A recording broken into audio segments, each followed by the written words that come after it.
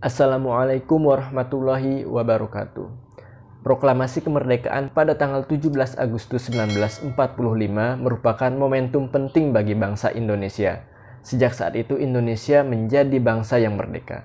Meskipun berhasil meraih kemerdekaan, bangsa Indonesia tidak lantas terlepas dari masalah. Memasuki masa kemerdekaan, Indonesia harus menghadapi masalah baru, mulai dari keinginan Belanda menjajah kembali Indonesia, ketidakstabilan politik, hingga belum terbentuknya struktur ekonomi yang memadai.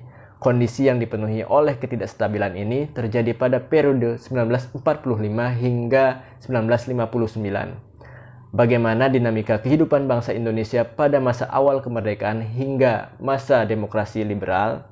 Untuk itu, mari kita simak pembahasan berikut ini.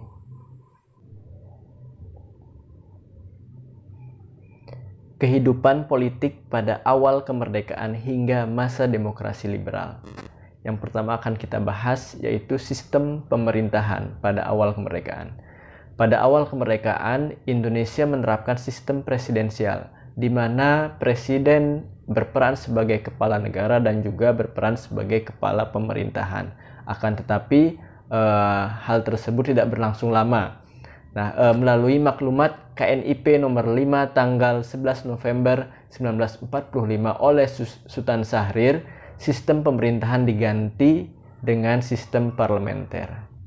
Berdasarkan maklumat tersebut, kabinet terdiri atas menteri yang bekerja kolektif dan dipimpin oleh seorang perdana menteri.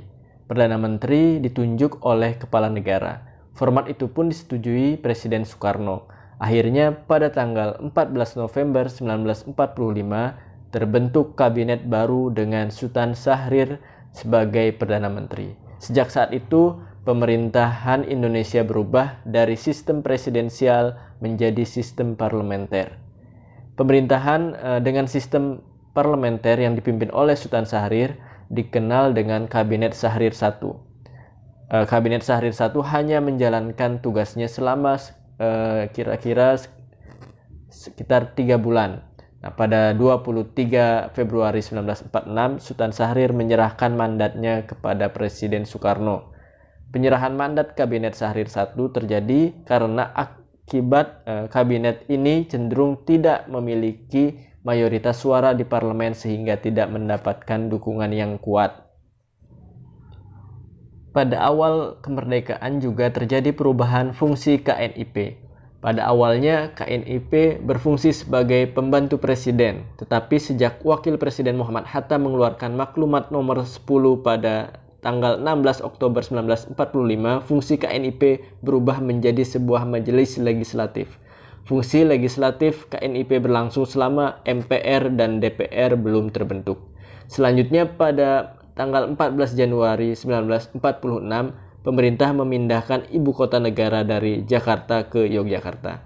Karena saat itu keadaan Indonesia sedang kacau karena pihak Belanda kembali ingin menguasai Indonesia, terutama di kota Jakarta. Dalam bidang pertahanan dan keamanan, pemerintah mengakomodasi kebutuhan angkatan perang dengan pembentukan Tentara Keamanan Rakyat atau TKR pada tanggal 5 Oktober 1945. Akan tetapi muncul berbagai permasalahan dalam tubuh angkatan perang. Salah satunya tidak ada garis koordinasi yang tegas antara Kementerian Pertahanan dan Angkatan Perang. Permasalahan tersebut mendorong diterapkannya kebijakan rekonstruksi dan rasionalisasi angkatan perang atau RERA pada masa kabinet Amir Syarifuddin. Kemudian kebijakan RERA berawal dari munculnya mosi untuk menyederhanakan angkatan perang pada 20 Desember 1947. Mosi tersebut muncul dari anggota fraksi sayap kiri dalam Badan Pekerja KNIP, yaitu Z. Baharudin. Oleh karena dianggap masuk akal, mosi tersebut disetujui oleh Presiden Soekarno. Kebijakan RERA akhirnya diterapkan secara efektif pada masa pemerintahan Kabinet Muhammad Hatta. Pada masa ini, kebijakan RERA bertujuan mengurangi pengaruh golongan kiri dalam tubuh angkatan perang. Tujuan ini dicapai dengan meleburnya TNI dan masyarakat yang dibentuk oleh Amir Syarifuddin ke dalam TNI.